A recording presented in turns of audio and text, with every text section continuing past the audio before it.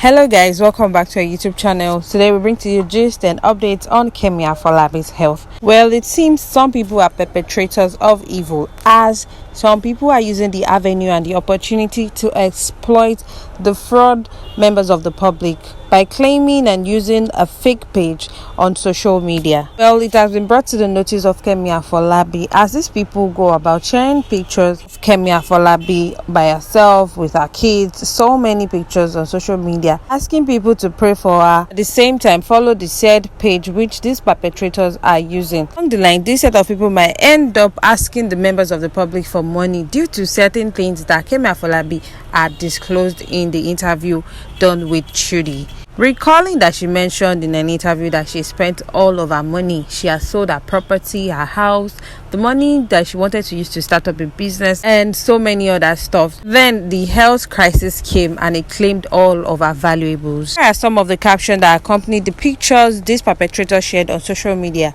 It says, "Your prayer is needed, lovers. Invite your friends to follow my page and pray for me, please." Another one shared Kemi Afolabi and her mother says, "Please God, don't let my mom cry over me. Lovers, follow my page and pray for me." And then these were the pictures shared by Kemi Afolabi on a verified Instagram page, adding a caption and saying, "It has come to my notice that some malicious individuals are taking advantage of my situation by using my name and image against my consent on Facebook. I am Kemi Afolabi /Afolabi Kemi on Facebook. I hereby beckon on all my fans and lovers to disregard and report these impersonators. Let's ensure that unsuspected individuals do not fall victim of fraud from these impersonators. Thank you."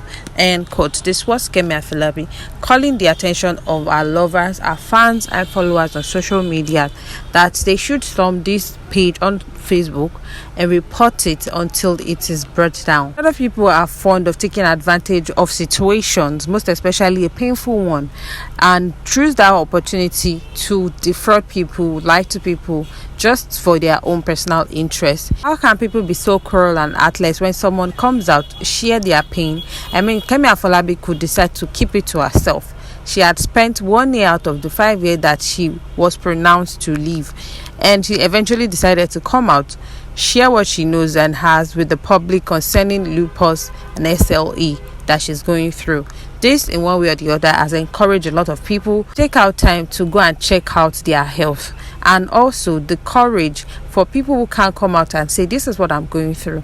Kemi Afolabi has boldly done that. Very few people can be as happy, jovial and lively as Kemi Afolabi is, despite the current situation she has found herself in.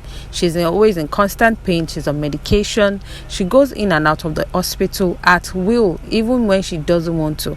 And at the same time, she was given an ultimatum, a timeline to which she has on planet Earth. And this is the time some people believe it is best for them to take advantage of the situation at hand and dupe people. Kemi Afolabi, who had earlier stated that one of the reasons why she didn't want to come out to the public that she needed fund is that it was one of the things that would kill her faster, as she couldn't bring herself to accept such faith.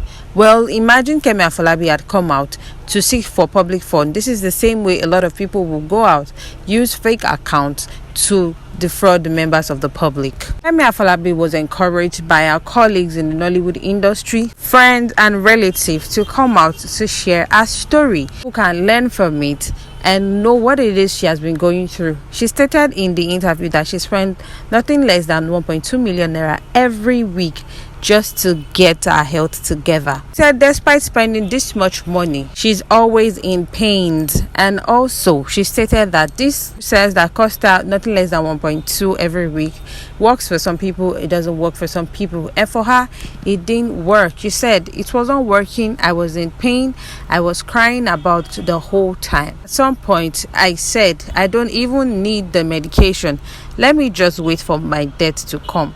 But when I saw my daughter, because initially they didn't want her to see me, because at some point I couldn't breathe properly, so I said let her come and see me in this condition and in this state. Continuing by sharing in the interview that she just had to see her daughter. Even if she was going to die, she needed to see her daughter. And at the same time, there were tests that were taken. This test, the kind of test that they run here, they had to take the sample and go test it in South Africa, and it took at least 2 weeks before they got the test result. She said she knew something was wrong. In her words, I quote, "I knew something was wrong because I had between 11 and 15 doctors when they wanted to tell me what the problem was. I even thought it was something worse than what it was because, I'm an actor, so I could actually tell the reaction on doctor's face.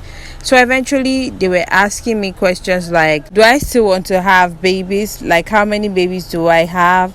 So they asked if I wanted to have more babies. I said yes, I do. And I was told that there's a risk if I want to do that because what they are about to tell me, I will need to stay away from a lot of things because my life has changed forever." Well, I sold my properties, my cars.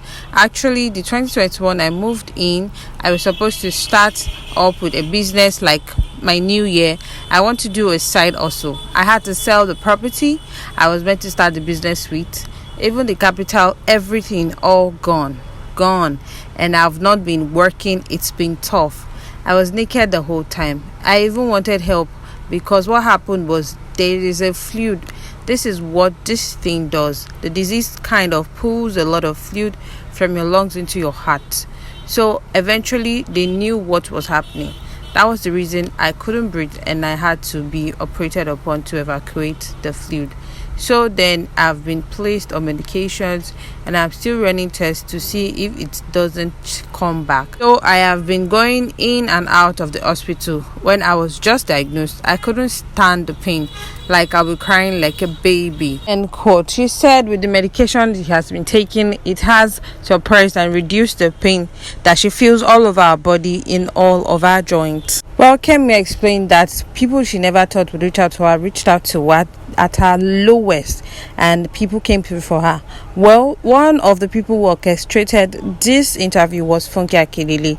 Yes, in the write-up shared by Trudy, Funke Akindele was appreciated, saying that yes, she knew what she did to this interview and that Funke Akindele is good. I guess this is one of the reasons why Funke Akindele has been so generous to a lot of people this year 2022. She has been doing a lot of giveaways, most especially to her colleagues, and a lot of people didn't expect it because Funke Akindele is someone who is quite coded and quiet when it comes to her colleagues and the Nollywood industry in general. Well, back to Kemi Afolabi and the perpetrators who are trying to use and take the advantage of her health status to manipulate the members of the public. Well, Kemi Afolabi has decided to put a warning out to everyone to be careful out there and to know that this is not her reaching out to anybody on social media, Facebook specifically, and that people should report that particular page. Well, we keep praying and joining our faith with every other person, hoping that she will overcome this. And yes and amen to every prayers to Kemi Afolabi.